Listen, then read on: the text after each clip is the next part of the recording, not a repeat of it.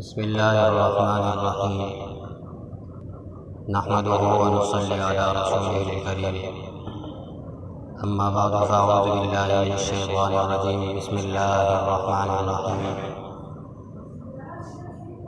وعهدنا إلى إبراهيم وإسماعيل أن طهرا بيتي للطائفين والعاكفين والركع السجود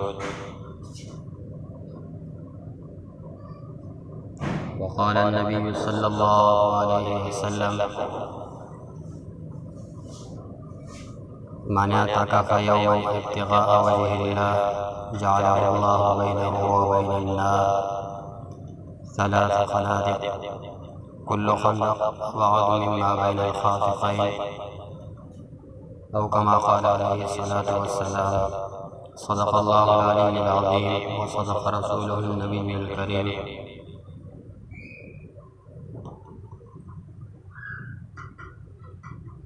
آج کی یہ نشست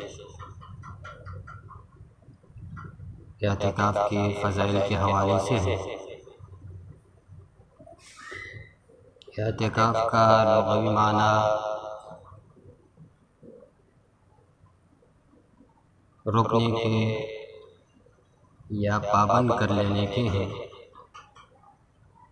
اصطلاحی شریعت میں کسی کا مسجد کے اندر عبادت کے نیت سے مخصوص مدت کے لیے ٹھہرنا اعتکاف کہلاتا ہے. اعتکاف کے بہت سارے فضائل ہیں. شاید آج ایک نشست میں یہ پورے نہ ہو سکے. دوسری نشست انشاءاللہ کل پھر ہو. چند ایک روایتیں آج بیان کر دیتا ہوں. ایک تو آپ کے سامنے آیت آ گئی کہ ابراہیم علیہ السلام اسماعیل علیہ السلام کی خدمتوں میں سے ایک خدمت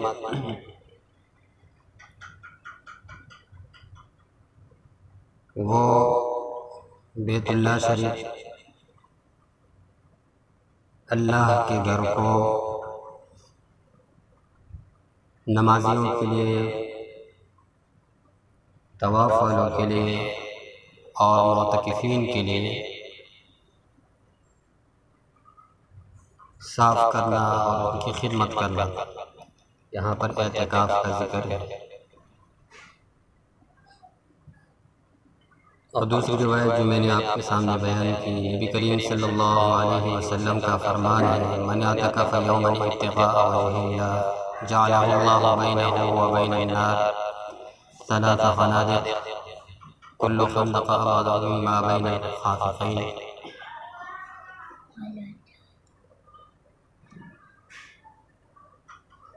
آپ صلی اللہ علیہ وسلم فرماتے ہیں کہ جس نے ایک دن اعتکاف کیا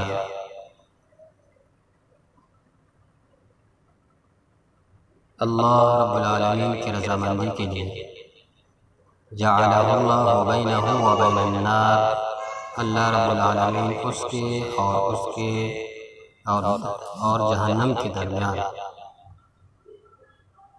ثلاث خنادق تین خندقیں آڑ بنا دیتے ہیں. کل خندق ابعد مما بین الخافقین، ہر خندق کا فاصلہ آسمان اور زمین سے بھی زیادہ ہوگا. اسی طرح امام زہری رحمۃ اللہ علیہ فرماتے ہیں کہ لوگوں پر تعجب ہے کہ انہوں نے اعتکاف کی سنت کو چھوڑ رکھا ہے، جبکہ آپ صلی اللہ علیہ وسلم نے جب مدینہ منورہ ہجرت کیا تو ہمیشہ اعتکاف کیا. ایک سال آپ صلی اللہ علیہ وسلم سفر پر رہے تو اعتکاف نہ کر سکے، تو اس کے اگلے سال آپ صلی اللہ علیہ وسلم نے 20 دن کا اعتکاف کیا. حضرت عائشہ صدیقہ بنت صدیق رضی اللہ تعالی عنہ فرماتی ہیں کان یعتکف العشر الاواخر حتی توفاہ اللہ، آپ صلی اللہ علیہ وسلم رمضان مبارک کے آخری عشرے میں اعتکاف فرماتے تھے، حتی توفاہ اللہ، یہاں تک کہ آپ صلی اللہ علیہ وسلم اسی سنت پر اس دنیا سے رخصت ہوئے۔ نیز حضرت حسین بن علی رضی اللہ تعالی عنہ کا فرمان ہے من اعتکف عشرا فی رمضان کان کحجتین و عمرتین، کہ جس نے رمضان مبارک کے عشرے میں اعتکاف کیا کان کحجتین و عمرتین، گویا کہ اس نے 2 حج اور 2 عمرے کیے۔ اور طبرانی کی ایک روایت میں یہ الفاظ ہیں اعتکاف عشر رمضان کا حجتین و عمرتین، رمضان کے 10 دن کا اعتکاف 2 حج اور 2 عمرے جیسا ہے۔ کتنی بڑی فضیلت کی بات کہ یہ موقع اللہ رب العالمین نے مجھے اور آپ کو عطا فرمایا ہے، مجھے اور آپ کو اس سے فائدہ اٹھانا چاہیے۔ نہ جانے کتنے لوگ ایسے ہوں گے جو اس سال تو رمضان المبارک کے روزے رکھتے ہوں گے، عید بھی وہ گزار دیں گے، لیکن آئندہ سال وہ رمضان تک نہ پہنچ پائیں گے۔ بہت سارے لوگ ایسے تھے جو گزشتہ رمضان میں موجود تھے، ان کی تمنائیں تھیں، ان کی خواہشیں تھیں، ان کی آرزویں تھیں، لیکن اس سال رمضان میں موجود نہیں۔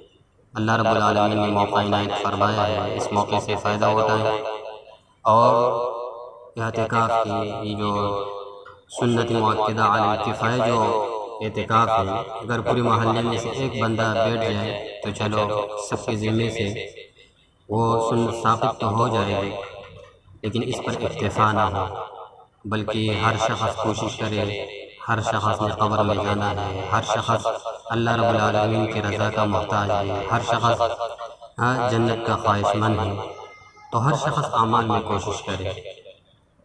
اللہ رب العالمین کا فرمان ہے فاستبقوا الخیرات، نیکی کے کاموں میں ایک دوسرے سے آگے بڑھیں۔ تو انشاءاللہ سارے ساتھی کوشش کریں گے انشاءاللہ، اس پہ انشاءاللہ مزید کچھ روایتیں تھیں، آئندہ کل انشاءاللہ اس کی ترتیب بنا لیں گے۔ وما علینا الا البلاغ۔